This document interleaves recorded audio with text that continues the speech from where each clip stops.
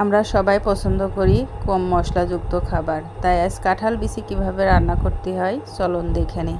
কাঁঠাল বিচি প্রথমে ছুলে পানি দিয়ে ভিজায় রেখে এরকম হাতের মধ্যে একটা পলিথিন দিয়ে ধারালো একটা পাত্রের ভিতরে নিয়ে ডলা দিলেই পরিষ্কার হয়ে যাবে।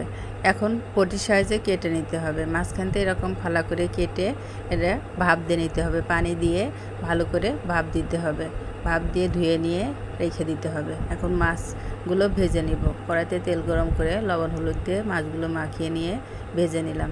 এই তেলের মধ্যেই পেঁয়াজ দিয়ে, 2টা পেঁয়াজ দিছি আমি এখানে, দিয়ে বাদামি হয়ে আসলে এতে 4 চামচ কাঁচামরিচ বাটা আর 1 চামচ জিরে বাটা, হাফ চামচ রসুন বাটা, 1 চামচ হলুদ গুঁড়ো, হাফ চামচ ধনের গুঁড়ো আর হাফ চামচ মরিচ গুঁড়ো দিয়ে ভালো করে মশলা কষিয়ে নিয়ে এর মধ্যে আগে থেকে কেটে রাখা সবজিগুলো আর কাঁঠালের বিচিগুলো দিয়ে দিলাম, দিয়ে ভালো করে কষাতে হবে, নেড়ে নেড়ে কষাতে হবে আর ঢাকনা দিয়ে রেখে দিতে হবে।